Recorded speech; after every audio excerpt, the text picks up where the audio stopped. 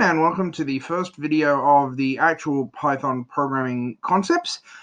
This is going to be covering mostly about variables, but we're also going to start looking at the basics of programming in Python. Now, as I said in the programming notes, there are three basic concepts to all programming. They are variables, if statements, and loops. In object-oriented programming, we will talk about structs. We will get to them later. Those are where we'll make our own functions. But for now, we're just going to talk about the three basics. Now, variables, like in mathematics, are areas where information is stored. I've already gone through this with you in the programming notes, so you shouldn't need to go back over this much. And this is where we actually put information we're going to use in our programs. Now, languages require different types in programming. So in the types of programming we're doing, we actually have limits on what a particular variable can be. That means that you have to distinguish between an integer, which is a whole number, a float, which is a decimal number, a char, which is a character, a boolean, a true, false, and a string, which is a list of characters together. These are the basic ones that most languages include, and Python is no exception. Some languages don't include strings, they only include character arrays, but Python does, so we don't need to worry too much about that. And we'll come to that when we look at collections in the next video. Now, in Python, variables have types, but this is typically managed automatically by the language. Whatever you put into a variable is what that type will become. So you don't need to think too much about what you're putting into a variable unless you're putting it in a particular way, which we'll talk about in a moment. So, for example here, variable number one, var1, and this is how we set them in Python. We simply give the variable a name, var1. We use the equal sign as an assignment operator. So that means we are going to assign a value to variable number one, and then we simply have the number 45. So this, being an integer, a whole number, pushed into variable number one, will assign the variable type of variable one to an integer. Number two, however, here, we have 75.223. Because we've got a decimal place, this will be set as a double or a float in Python. Python will call this a float because we have a floating point. We have a point somewhere, a decimal point somewhere in it. This one, however, hello my baby, this one will be assigned as a string because it is a bunch of letters that are put together. So it's a list of letters that are assigned in there. It will assign that as a string. Now, that's important for us to understand. It's important for us to know these differences so that when we are using variables, when we're actually putting information into variables, we can see how they work. And these are the commands for putting variable information in. Now, when it comes to actually using our variables, our mathematical functions are one of the most common things we're going to be doing. And in Python, we remember that it follows the BODMAS rules. Not all languages do, but Python does. So brackets, of, divide, multiply, add, subtract. So if you want something to happen first, you put it in brackets. There's no real thing such as an of, but then divide, multiply, add, subtract are in order, right? So if you want something to happen first, you put it into brackets. The actual operators that we have are pretty much the same as we've seen in most places. The plus symbol, the minus symbol, the star for times, and the backslash for divide. But there are some other ones in Python that we can get used to. Now, again, if you want to learn more about these, there are W3 Schools is a good place to look. But double plus, if you have a variable and then you put two pluses, it will simply add one to that variable, assuming that it can. If it can't, it'll throw an error. If you put a double minus, it will subtract one. Now, this is very useful for when we're going through loops. If you have a thing that you want to loop 50 times, you can use a double plus or a double minus to actually jump through it. Then we have a power. So if you want x cubed, for example, you can put a number in there and a number in here, and it will actually put those two powers. And yes, you can use variables for x and y. You don't need to use numbers. And then we have square root or SQRT, which will give you the square root of a particular number. So that's important that our mathematical functions work in Python pretty much the same as we have seen them in mathematics all the time. Now, I'll give you some information here about inputs and outputs in Python because of this is what we're going to be needing to actually do things. I missed an N there in the function.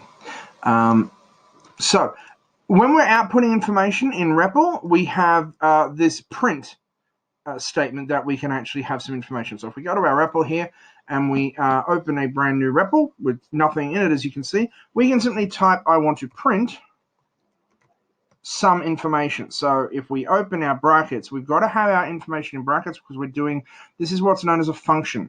So the print is what's known as a function. It's a predefined thing that we're going to use, and we need to pass it some information. These information is called arguments. So we're going to put into it, in inverted commas, the sentence, this sentence will be printed. We don't need to have an end line or anything else. We just need to run that. And if we run that over here, this sentence will be printed. Perfect. If we want to print a second sentence after this, we can go to the end of our brackets, put a space, put a plus sign, put another space, and then we can enter another string. And this too. Now, it's important to remember that these will be printed exactly. So if you want something like this, you should have a space before the close of your commas, of your inverted commas here, right? So if we run this, it will say this will be printed and this too.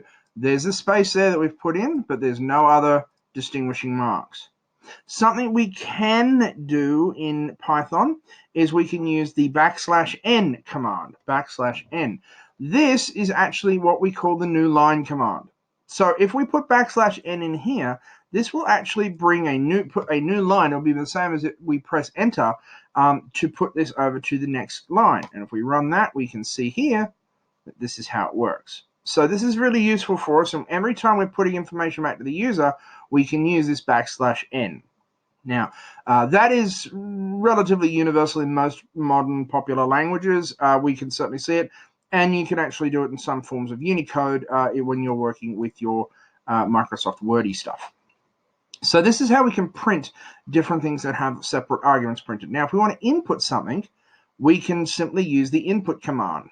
So if I clear this, I can type input, open brackets, and then whatever I want to be inputted, whatever I want the user to be asked when they input something goes in these commas. So please type your name. Now I'm going to put a semicolon here, and then I'm going to do our \n so the user can put this in on a new line. If we run that, we can see that this will actually prompt the user to type their name, and then nothing happens because we haven't done anything with it. We simply haven't done anything with this. So this is where we need to start assigning a variable to this input. So sum variable, and I will use my sum variable from here. Sum variable is equal to whatever the user puts in when we ask them to type their name. But at the moment, this isn't being printed. So let's print it. Print sum variable. And we can make this, because we've seen how to do this already, we'll make this a little bit more jolly. We'll put in hello there. And I am a person that spells hello with a U and 4 W's.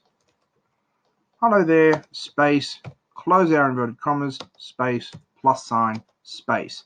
Make sure that your spacing is proper, right? You don't want to get caught up with missing things because you can't see them. In fact, I'll zoom in a touch here for you to see that. So some variable will be stored, will have whatever the user puts in as their name, and then we're going to print that back to the user. So let's see what this works. Please type your name, Mr. Boyce. Hello there, Mr. Boyce. So we can bring things in and give them back in the same way. It's important to note here, however, that unless we define the type of information coming in, this will always be brought in as a string. It will always be brought in as a series of letters. It won't necessarily be able to be treated as a number or as an integer or anything else. It will just be treated as a series of letters. Because of that, we need to learn about typing things.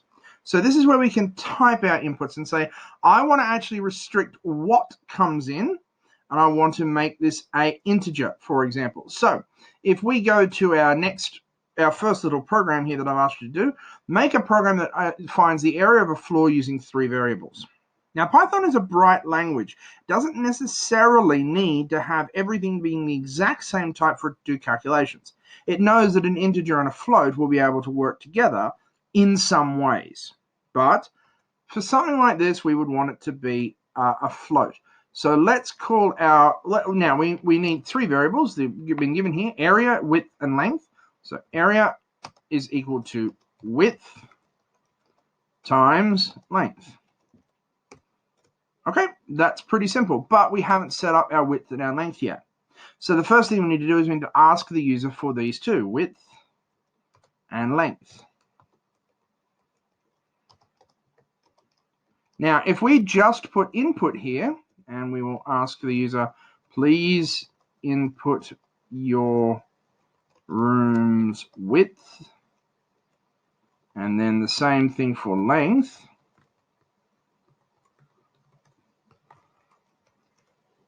The program is happy with this, right? So the program is actually okay with this. Now we can print back to the user the area, whoops, I put a capital there, is space plus area. And now this, the program is very happy to run. Now this is where we get into our testing and our checking of stuff, because the program is happy with this. It has a variable assigned to an input. It has a variable assigned to an input. It has a function of the combination of two variables. This should work. So let's see what happens. Let's run with this. So please input your room's width. I'm going to say it's going to be 12 meters.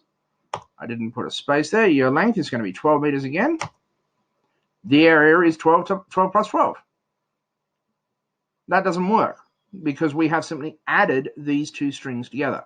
Now I do need to put a space in here. I'm actually going to put our \n in just because I like the formatting properly. So we've hit plus here. Now, we don't want these two to add together. We want them to multiply together. Let's try this one. So please input your room's width is 12. The room's length is 12. And now we get an error. Because what we are doing is we are passing in two pieces of information, but the computer's just treating them as strings. The computer's just treating them as lists of characters. So if you have a bunch of characters, if you have the word width and the word length, and you try and multiply them together, nothing will happen. You can't do that. It's an error. So this is where we have to actually say what type of information do we want coming in? What type of information do we actually require? This is where we get to say to the user, I want you to input a float. So we're going to say this is going to be a float, and we will then put our input in its own brackets. We do this for both the width and the length.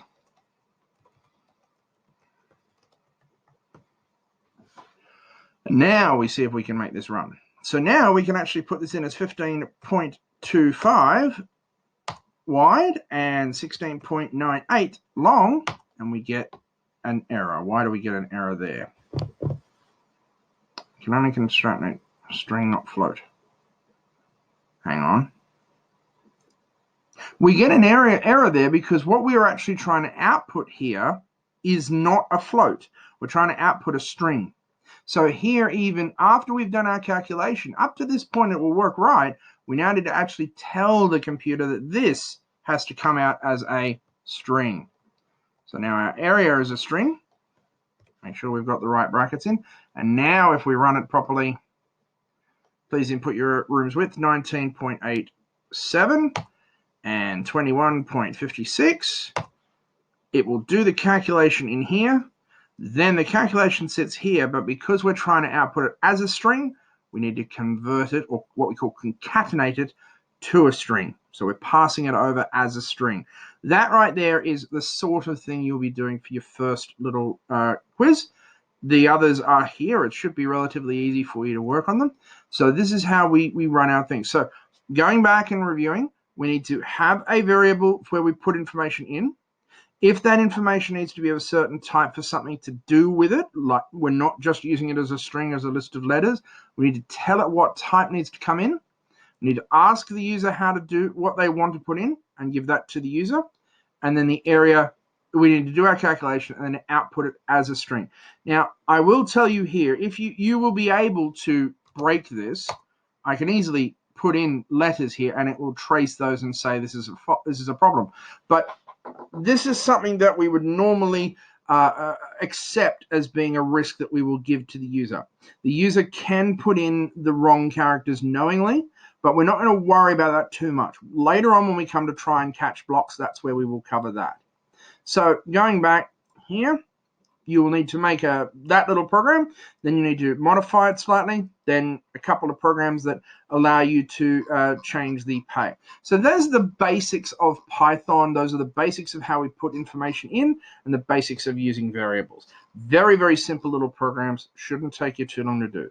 I hope you've enjoyed this. If you have any trouble, please feel free to post up on Google Classroom or send me an email. And as always, thank you very much for watching.